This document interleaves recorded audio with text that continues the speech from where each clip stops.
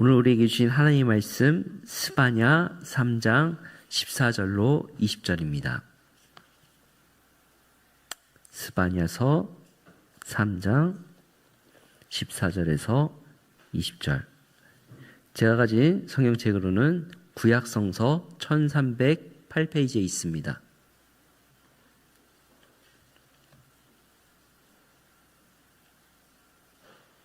찾으신 줄로 알고 우리 교독하겠습니다.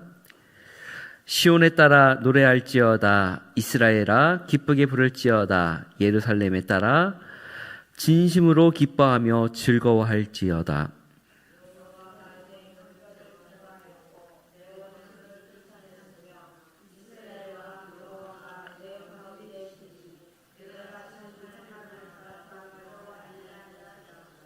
그날에는 사람이 예루살렘에 이르기를 두려워하지 말라. 시온아 내 손을 늘어뜨리지 말라.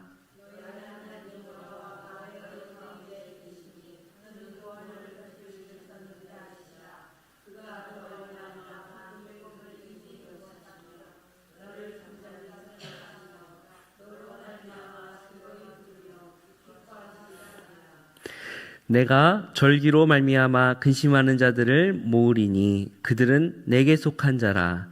그들에게 지어진 짐이 치욕이 되었느니라.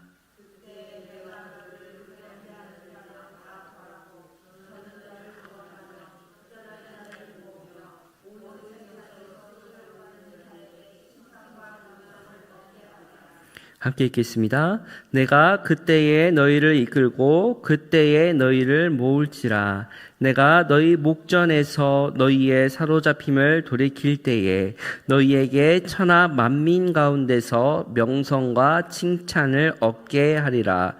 여호와의 말이니라. 아멘. 이 말씀은 살아계신 하나님의 말씀입니다. 하나님의 기쁨이라는 제목으로 여러분들에게 오늘 하나님께 주신 말씀을 함께 나누고자 합니다. 우선 권사수련회 잘 다녀왔습니다.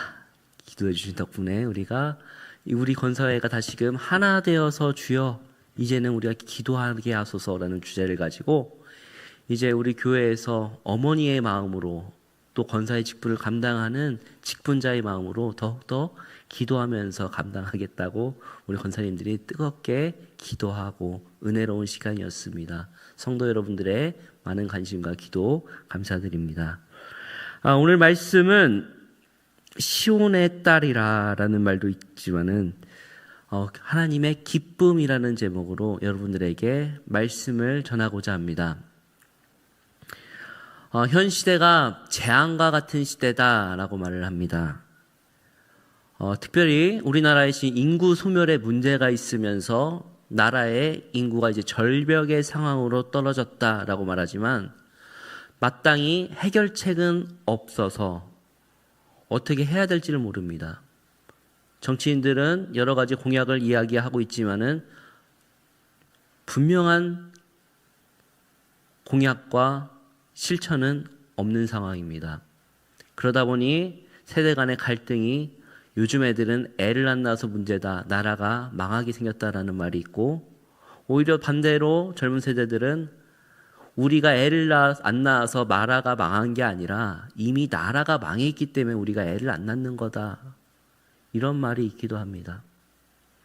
점점 갈등이 심하면서 기쁨이 없는 시대라는 것이죠. 권사수련회를 가다 보니까는 대부분 제가 이제 운전을 하다 보니까는 권사님들 죄송합니다만은 대부분 하시는 이야기들이 손자 손녀 이야기들이에요. 그렇지 않습니까? 손주 손녀 이야기들. 어떤 분은 말하려거든 10,000원 내고 말해 라고 할 정도로 그래도 그렇게 기쁨이 되는 거예요. 어떻게 보면은 이 시대의 인구 절벽의 시대, 더 이상 아이가 태어나지 않는 시대가 어떻게 보면 기쁨이 사라진 이 시대가 아닐까 생각을 해보게 됩니다. 어떻게 보면 하나님께서 이미 우리에게 재앙을 내리신 것은 아닌가, 심판을 하신 것은 아닌가라는 생각도 해보게 됩니다. 기쁨이 상실된 이 시대 속에서 어떻게 하면 하나님의 기쁨이 다시금 선포될 수 있을까요? 스바냐는 요시야 시대에 사역을 했던 선지자입니다. 그의 이름은 여호와께서 간직하셨다, 여호와께서 보호하시다, 여호와께서 남기시다라는 이름의 뜻을 가지고 있습니다. 언제나 말씀드렸다시피 이 선지자들의 이름을 보면은 그의 이름을 통하여서 하나님께서 어떻게 말씀하시고 역사하셨는지를 알 수 있게 됩니다. 그런데 그 다른 사람과 달리 자신의 족보를 이 사람은 4대까지 말합니다. 제가 저번에 했던 설교가 미가 설교였지 않습니까? 그는 아무런 출신 성분도 없이 그는 그냥 어떤 동네의 사람, 모레넷 사람이라고 하는 표현이 됐지만 이 사람은 또 3대도 아니에요. 4대까지 이야기를 합니다. 4대까지. 우리 오늘 좀 방송이 좀 제가 준비가 죄송해서 그렇지만은 스바냐 1장 1절 한번 찾아보겠습니다. 스바냐 1장 1절. 같이 한번 읽겠습니다. 시작. 아몬의 아들 유다 왕 요시야의 시대에 스바냐에게 임한 여호와의 말씀이니라. 스바냐는 히스기야의 현손이요 아마랴의 증손이요 그다랴의 손자요 구시의 아들이었더라. 아멘. 4대까지 말한다. 그러니까는 족보가 있는 집안이다 라는 거죠. 여기 제일 현손 히스기야 왕의 현손이라고 하면 바로 왕족 선지자입니다. 동시대 때 같이 선지 활동을 했던 사람이 있다고 한다면 바로 예레미야와 나훔, 하박국이라고 말할 수 있는데 꼭 그런 것이 중요한 것이 아니라 오늘 말씀 본문은 분명히 제목이 하나님의 기쁨인데 1장 2절부터 보면은 그 말씀이 무시무시합니다. 바로 하나님의 재앙, 여호와의 날을 선포하기 때문에 그렇습니다. 왜 그러냐? 그때 당시에 나라가 너무나 타락하고 종교적으로, 정치적으로 하나님께 죄를 범했기 때문에 그렇습니다. 그런데 우리가 딱 1장 1절을 볼 때 갸우뚱하는 부분이 있을 수도 있습니다. 요시야 왕 때라고 하는데 요시야 왕은 선한 왕 아니었는가? 라는 것입니다. 그런데 학자들은 이 말씀이 언제쯤 선포됐냐라고 추측을 하냐면은 바로 요시야의 종교개혁 이전에 하나님께서 타락한 남유다 왕국에 대하여서 엄호하게 말씀하셨다라는 것이죠. 그렇게 생각해 보면 우리가 예상을 해볼 수가 있는데 바로 히스기야가 죽고 난 뒤의 왕이 바로 므낫세입니다. 이 므낫세는 정말 여호와 보시기에 악을 너무나도 행하였고 하나님께서 그 므낫세 때문에 그 악을 돌리지 않으시겠다라고 말씀하신 것처럼 그 므낫세가 정말 악을 많이 행했습니다. 무너진 바알 신상을 다시금 세우고 거기다 제사를 했습니다. 그리고 그의 아들 아몬도 아버지와 똑같이 악을 행하였다고 합니다. 그러니까 예상이 된다고 하면 그 다음에 아몬이 죽고 난 뒤에 요시야가 종교개혁 전에 남유다의 상황이 어땠을까요? 우리가 상상하지 않더라도 매우 타락하고 어려웠던 상황이었을 것입니다. 1장 2절부터 땅 위에 있는 모든 것을 진멸한다라고 말씀하십니다. 바로 여호와의 큰 심판의 날을 말하는 것입니다. 그들의 분명한 것은 여호와를 배반하고 따르지 아니하였고 하나님을 찾지 아니하였고 하나님의 말씀을 더 이상 구하지도 아니하였기 때문에 하나님께서는 그들을 멸절하리라고 말씀하십니다. 또한 이 스바냐서에서는 2장에 이 남유다만 멸절하는 것이 아니라 그 주변에 있는 나라들도 다 모든 민족들에게 그 말씀의 심판이 미친다라고 선언하십니다. 바로 하나님의 정의와 공의가 심판이 이루어진다라는 것이죠. 그래서 스바냐는 자신의 동포들에게 제발 이제는 돌아오라, 회개하고 여호와 앞에 돌아오라고 간곡히 선언합니다. 그리고 여호와의 때가, 하나님의 때가 얼마 남지 않았기 때문에 이제는 제발 돌아와서 여호와 앞에 무릎 꿇고 회개하고 돌아오라 라고 이야기를 하는 것이 바로 이 스바냐서입니다. 하나님께서는 심판을 통해서 교만하고 자신을 자랑하는 자들을 멸절시킬 것이고 그리고 그 행위를 더 이상 보지 못하겠다라고 하셨습니다. 그런데 바로 이렇게 다 모든 말씀이 심판의 말씀으로만 이렇게 가득 차져 있는데 어떻게 기쁨의 말씀이 있을까요? 우리가 읽은 본문은 바로 여호와의 기쁨이라고 되어 있는데 어떻게 이 기쁨이 있을 수 있을까요? 바로 하나님이 남겨두실 사람, 그 남은 자들에 대한 하나님의 기쁨의 말씀입니다. 하나님께서는요, 가난한 자들, 그리고 겸손한 자들을 남기시겠다라고 했던 말씀이 있습니다. 우리 본문 2장 3절을 한번 보겠습니다. 스바냐 2장 3절 함께 읽겠습니다. 여호와의 규례를 지키는 세상의 모든 겸손한 자들아, 너희는 여호와를 찾으며 공의와 를 구하라. 너희가 혹시 여호와의 분노의 날에 숨김을 얻으리라. 아멘. 여호와의 분노의 날일지라도 숨김을 얻는다. 바로 이 스바냐의 이름의 뜻과 같은 것이죠. 여호와의 분노의 날일지라도 하나님의 규례를 지키고 세상 모든 겸손한 자들 그리고 공의와 겸손을 구하는 자들은 하나님께서 그 심판의 분노의 잔을 피하게 하신다라고 분명히 성경에서는 말하고 있습니다. 바로 이것이 구원이고 스바냐 선지자의 이름의 뜻입니다. 우리 성경에서 말하는 이 가난하고 겸손한 자는 우리 단순하게 가난하고 겸손한 자의 그 의미만을 뜻하지가 않습니다. 이 가난한 자는 내가 가난하기 때문에 세상으로부터 상처를 받았고 힘이 없고 무엇보다도 하나님께밖에 의지할 수밖에 없는 사람, 하나님의 사랑이 간곡히 필요한 사람, 그런 사람들을 바로 가난한 자라고 말합니다. 그래서 이 말씀이 계속 이어져서 심령이 가난한 자는 복이 있나니라는 팔복에도 이어지게 되어 있습니다. 하나님은 언제나 그 가난한 자들을 눈동자와 같이 지켜보시고 살펴보시고 사랑하는 자들이 바로 이들입니다. 그런데 하나님께서 바로 이렇게 겸손하고 가난한 자들을 숨기시겠다고 말씀하십니다. 그리고 그들로 인하여 기뻐하신다라고 말씀하십니다.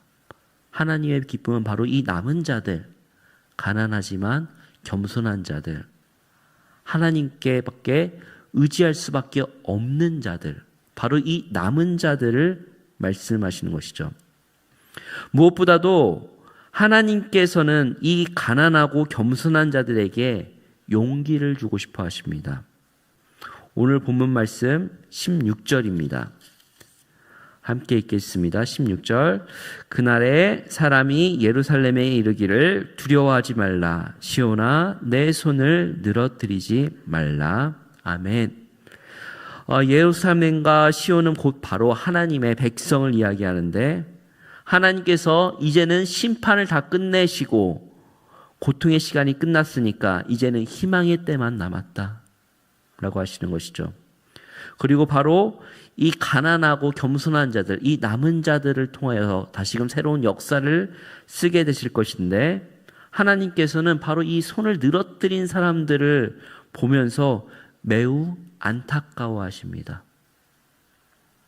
손을 늘어뜨린다라는 것은 자신감의 상실이며 심판에 대한 두려움, 또 자신에 대해서 실망하고 자신감이 없는 상태를 이야기하고 있습니다.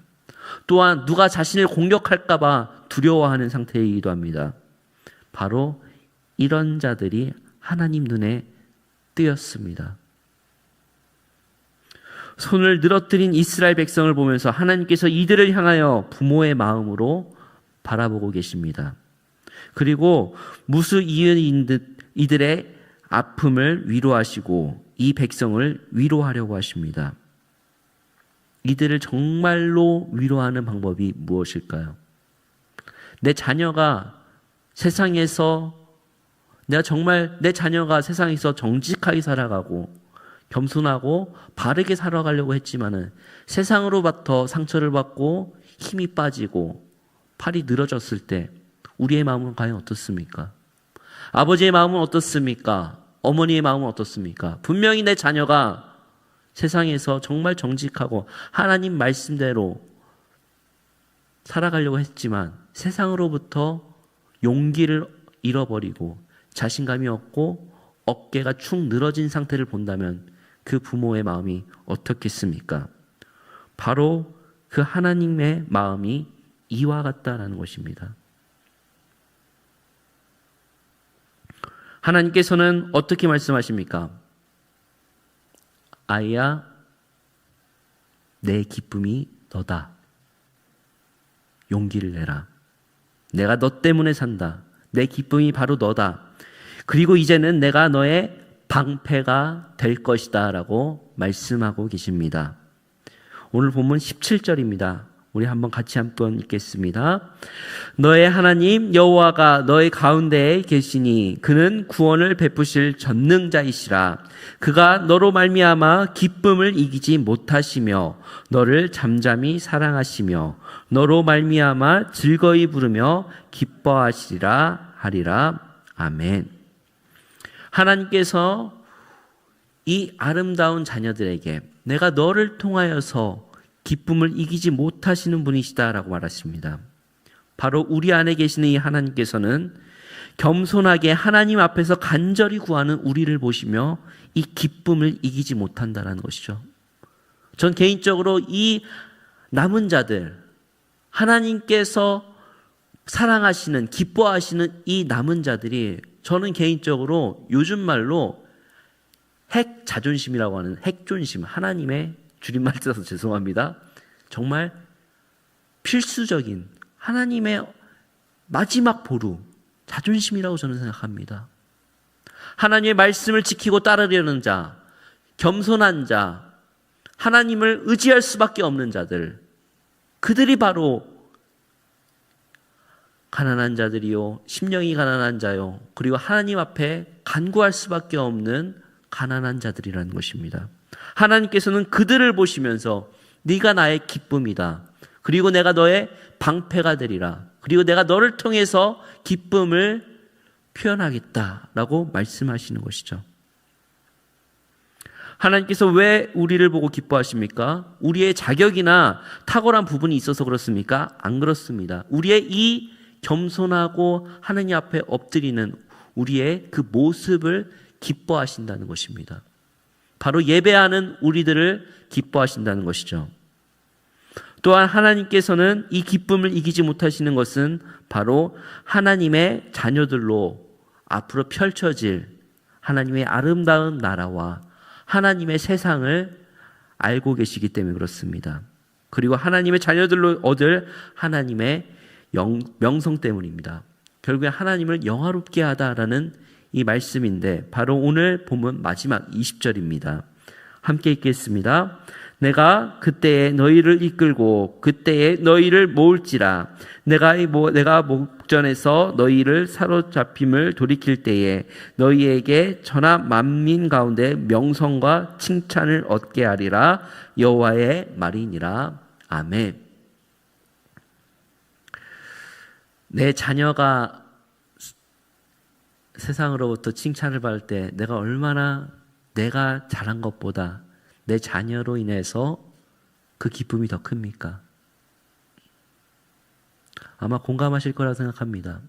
그리고 우리 더 어른들께서는 내 자녀보다 내 손주가 더 클 때, 우리 1교구 권사님들 기도 제목이 자식 기도보다 손주, 손녀 기도들이 더 앞줄에 있어요.